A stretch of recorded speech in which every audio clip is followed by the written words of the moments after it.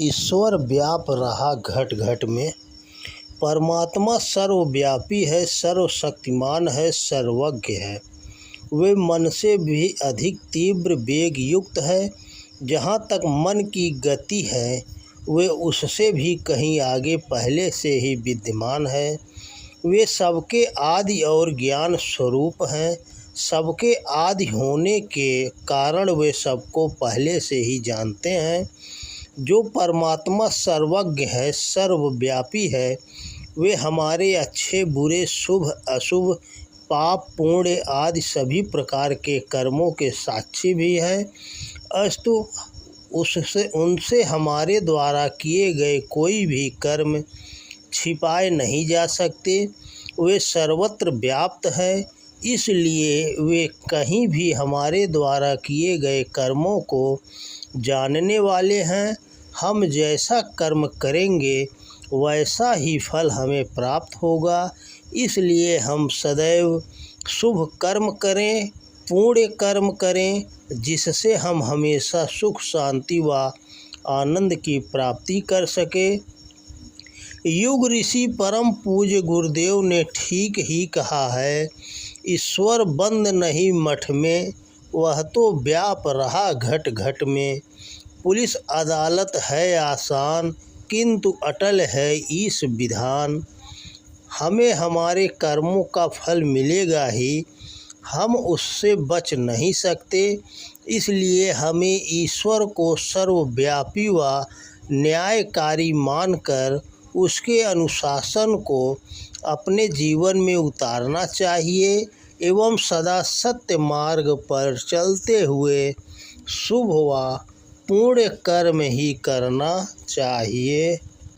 हमें अपने जीवन में कोई भी कर्म करते समय यह विचार अवश्य ही करना चाहिए कि हमारे कर्म ईश्वर की नज़र से छिप नहीं सकते और हमारे बुरे कर्म का परिणाम हमेशा बुरा और अच्छे कर्म का परिणाम हमेशा अच्छा ही होगा। ऐसा करने से हम बुरे कर्म, पाप कर्म, अशुभ कर्म करने से बच सकते हैं। साथ ही ऐसे कर्मों से मिलने वाले दुखद परिणाम से भी।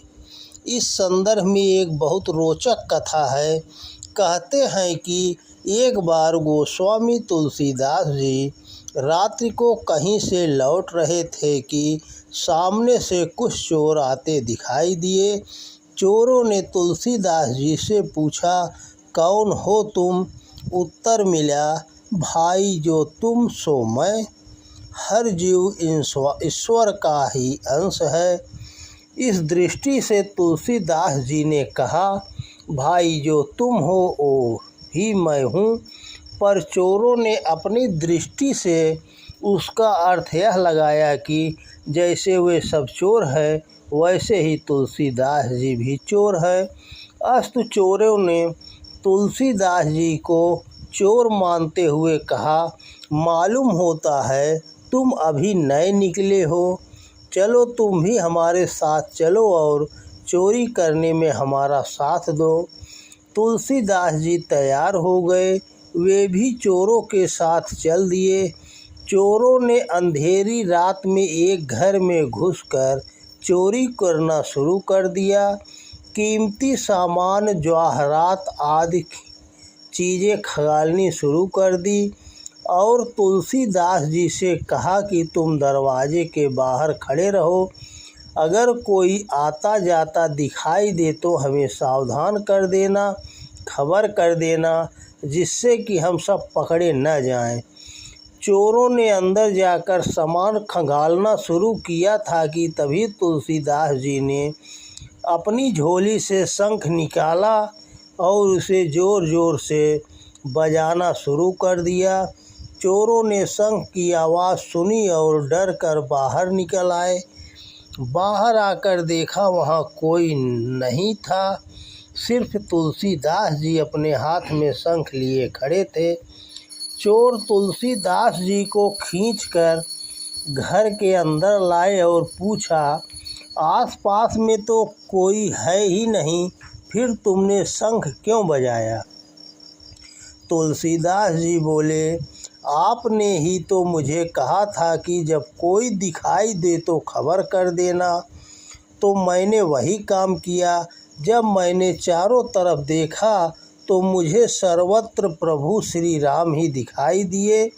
सो मैंने सोचा कि आप लोगों को उन्होंने चोरी करते अवश्य ही देख लिया है और फिर चोरी करना तो पाप है, इसलिए प्रभु श्री राम आपको अवश्य ही दंड देंगे। इसलिए मैंने आप लोगों को सावधान करना उचित समझा और इस हेतु ही मैंने शंख बजाया। मगर प्रभु श्री रामचंद्र जी तुम्हें कहाँ दिखाई दिए? चोरों ने पूछा। तुलसीदास जी बोले, भगवान का वास कहाँ नहीं है, वे तो सर्वज्ञ हैं, सर्वव्यापी हैं, अंतर्यामी हैं और उनका सब जगह वास है।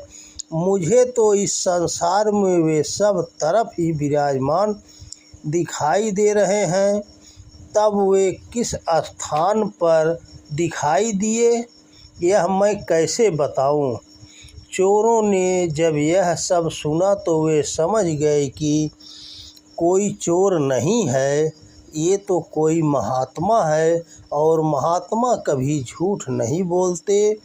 अब तक तो हम लोगों ने न जाने कितने पाप कर्म, कितनी चोरियां की है, फिर तो भगवान ने हमें बार बार ऐसा करते हुए हमेशा ही देखा होगा। उन चारों को अपने किए गए कर्मों पर घोर पश्चाताप हुआ। वे सभी तुलसीदास जी के चरणों में गिर पड़े और बोले, महात्मन, आपने आज हमारी आंखें खोल दी है। आज से हम कभी भी चोरी जैसे बुरे कर्म नहीं करेंगे। वे सभी चोरी करना छोड़कर सच्चे मार्ग, ईश्वर के मार्ग पर चल पड़े।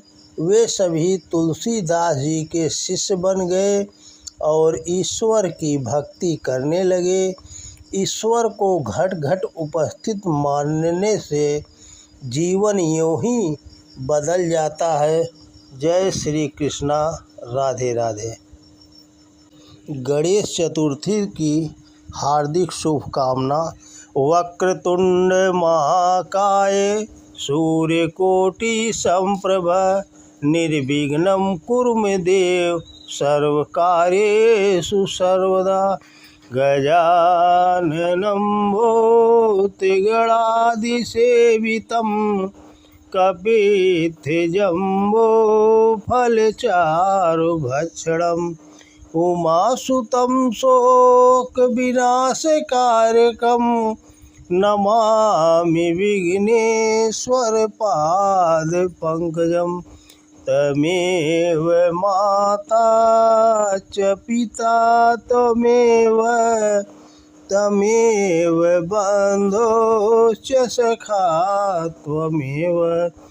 तमेव विद्या द्रविणं तमेव सर्वं मम देव। सर्वमंगलमांगल्ये शिवे सर्वार्थसाधिके शरणे त्र्यंबिके गौरी नारायणी नमोस्तुते।